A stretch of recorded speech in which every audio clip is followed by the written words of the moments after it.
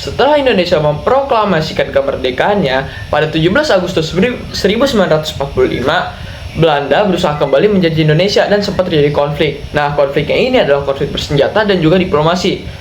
Nah, diantaranya itu ada perjanjian Renville dan juga perjanjian Linggarjati. Tetapi Belanda tetap tidak mau mengakui kedaulatan Indonesia sepenuhnya.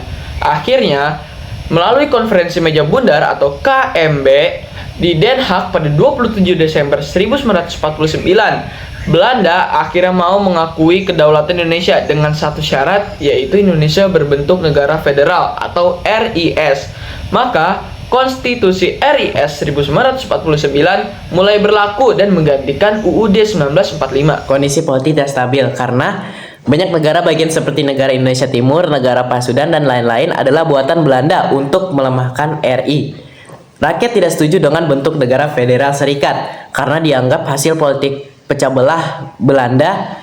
Muncul gerakan dan tekanan dari berbagai daerah agar Indonesia kembali ke bentuk negara kesatuan. Pemerintah RIS Kesultanan menyatukan kebijakan karena tiap negara bagian punya pemerintahan sendiri. Jadi, ada beberapa perubahan utama yang terjadi dalam Indonesia setelah berdirinya RIS 1949. Yang pertama adalah bentuk negara. Nah, Indonesia berubah dari negara kesatuan menjadi negara federal serikat. RIS itu sendiri terdiri dari 16 negara bagian, di mana 7 diantaranya adalah hasil bentukan Belanda. Apa aja sih 7 negara tersebut? Yang pertama ada Republik Indonesia, yang kedua negara Indonesia Timur, ketiga negara Pasundan, keempat negara Jawa Timur, kelima negara Madura, keenam negara Sumatera Timur, dan yang terakhir negara Sumatera Selatan. Nah, untuk perubahan utama yang kedua ada pada sistem pemerintahannya. Dari sistem presidensial berdasarkan Undang-Undang Dasar 1945 yang menjadi sistem parlementer. Artinya tanggung jawab politik berada di tangan para menteri, bukan di tangan presiden. Sedangkan presiden hanya bertindak sebagai kepala negara, sedangkan kepala pemerintahan dijabat oleh Perdana Menteri. Nah, untuk perubahan utama yang ketiga ada pada struktur parlemen. Dari bicameral dengan 2 dewan, yaitu Dewan Perwakilan Rakyat atau DPR, dan yang kedua dan Senat, berbeda dengan Undang-Undang 1945 yang hanya mengenal MPR dan DPR. Nah, untuk alasan perubahan utama yang keempat yaitu adalah kekuasaan. Kekuasaan legislatif, eksekutif, dan yudikatif diatur ulang. Kedaulatan negara dijalankan oleh pemerintah bersama-sama dengan DPR dan Senat. Nah, untuk alasan perubahannya sendiri yaitu pembentukan konstitusi RIS tidak lepas dari hasil konferensi meja bundar atau disingkat yaitu KMB di Den Haag, Belanda, yang merupakan upaya Belanda untuk memecah belah persatuan bangsa Indonesia. Yang selanjutnya adalah alasan perubahannya. Yang pertama adalah hasil konferensi meja bundar atau KMB.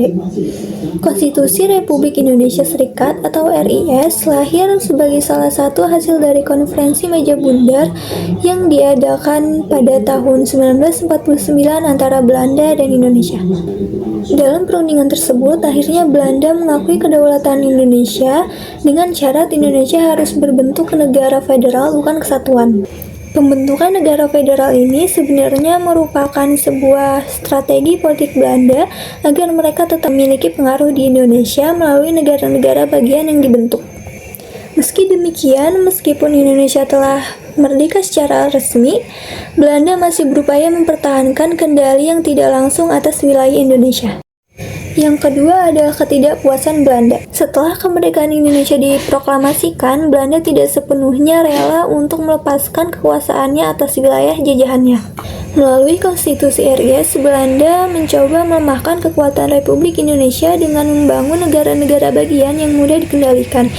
seperti negara Pasundan dan negara Sumatera Timur. Langkah ini menunjukkan bahwa Belanda ingin kembali menghidupkan pengaruhnya di Indonesia dan mencegah terbentuknya negara kesatuan yang kuat. Dengan kata lain, sistem federal RIS dimanfaatkan Belanda untuk memecah persatuan bangsa Indonesia dan menciptakan pemerintahan yang terfragmentasi dan mudah diintervensi. Lalu ada alasan perubahan ketiga, perubahan kondisi politik.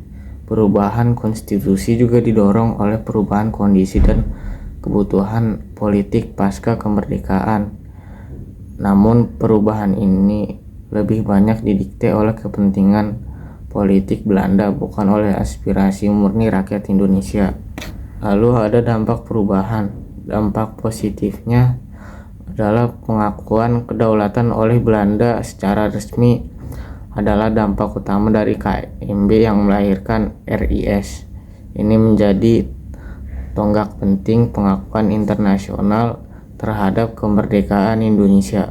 Selanjutnya ada dampak negatif. Yang pertama, perpecahan politik.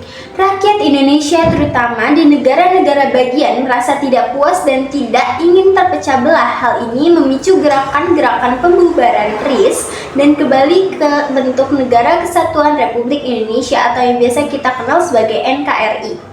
Yang kedua, instabilitas pemerintahan. Sistem parlementer pada masa RIS menyebabkan sering terjadinya pergantian kabinet. Tanggung jawab kabinet yang harusnya dipertanggungjawabkan kepada parlemen membuatnya mudah dijatuhkan, sehingga pemerintahan menjadi tidak stabil. Selanjutnya ada dampak negatif yang ketiga, menguatnya sentimen kesatuan. Sentimen anti-federalisme semakin menguat di kalangan rakyat yang justru mempercepat proses kembalinya Indonesia ke bentuk NKRI. Menurut saya, kelebihan dari konstitusi RIS adalah dengan dibentuknya RIS, kedaulatan Indonesia diakui secara resmi oleh negara Belanda dan juga negara-negara lain yang sebelumnya masih menganggap Indonesia adalah negara jajahan. Tapi kekurangannya, sistem federal membentuk banyak negara-negara bagian seperti negara Indonesia Timur dan Pasundan dan juga lain-lainnya yang justru memelemahkan persatuan nasional. Tanggapan kritisi saya untuk kelebihan konstitusi RIS adalah memberi pengalaman sistem federal, memberi wewenang lebih pada daerah, menjadi kompromi politik dengan Belanda dan menjadi langkah awal menuju persatuan Indonesia kembali. Untuk kekurangan konstitusi RIS adalah menimbulkan perpecahan antara negara bagian, memperlemah persatuan bangsa, dan membuat pemerintah jadi tidak efisien karena terlalu banyak pembagian kekuasaan. Nah, menurut saya sendiri, konstitusi RIS itu memiliki kelebihan dan kekurangannya. Yang kelebihannya menurut saya itu konstitusi ini menjadi dasar hukum setelah Indonesia dan setelah Indonesia merdeka dan menjadi hak-hak warga negara. Isinya juga menunjukkan semangat demokrasi dengan pembagian kekuasaan antara pemerintahan pusat dengan negara lainnya. Nah, untuk kekurangannya sendiri yaitu sistem federal yang diatur tidak sesuai dengan keinginan rakyat yang menghendaki negara kesatuan. Selain itu, konstitusi ini juga masih dipengaruhi oleh oleh kepentingan Belanda sehingga menimbulkan perpecahan negara antar negara bagian. Tanggapan kritis dari saya, kelebihannya menunjukkan semangat kompromi dan upaya menjaga persatuan berbagai daerah setelah masa kemerdekaan. Kekurangan membuka peluang terjadinya perpecahan karena sistem federal lebih mengutamakan kepentingan daerah daripada kesatuan nasional. Lalu tanggapan saya, kelebihannya adalah konstitusi RIS 1949 hingga 1950 menjadi dasar pengakuan kedaulatan Indonesia, memberi landasan hukum sementara dan memberi kesempatan daerah untuk mengatur urusannya sendiri. Lalu kekurangannya, bentuk negara federal tidak sesuai dengan semangat persatuan, membuat pemerintahan rumit karena tiap daerah aturannya berbeda-beda. Tanggapan kritis bagi saya yaitu kelebihannya, konstitusi RIS menunjukkan keberhasilan Indonesia mempertahankan kemerdekaan lewat diplomasi dan pengakuan dari Belanda. Masa ini juga memberi pengalaman penting sebelum akhirnya kembali ke bentuk NKRI.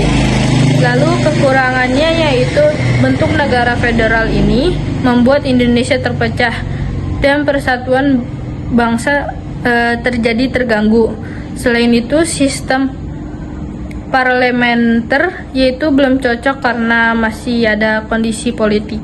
Menurut tanggapan saya, konstitusi RIS mempunyai kelebihan dan kekurangan. Kelebihannya yaitu konstitusi RIS memiliki sistem check and balance yang jelas antara eksekutif dan legislatif sehingga pemerintahan lebih transparan dan akuntabel.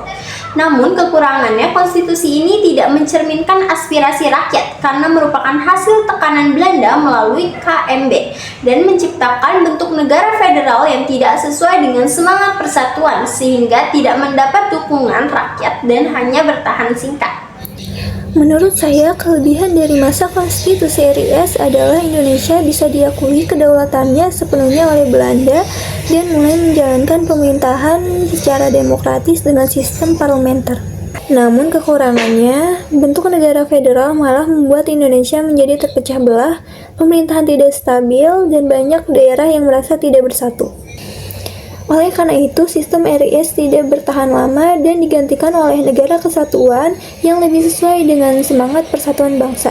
Jadi kesimpulannya, konstitusi RIS adalah undang-undang dasar yang berlaku di Indonesia pada periode Republik Indonesia Serikat atau yang disingkat menjadi RIS, yaitu dari 27 Desember 1949 hingga 17 Agustus 1950. Pembentukan RIS merupakan hasil dari konferensi meja bundar atau yang disingkat sebagai KMB di Den Haag, di mana Belanda mengakui kedaulatan Indonesia dengan syarat menjadikannya negara federal.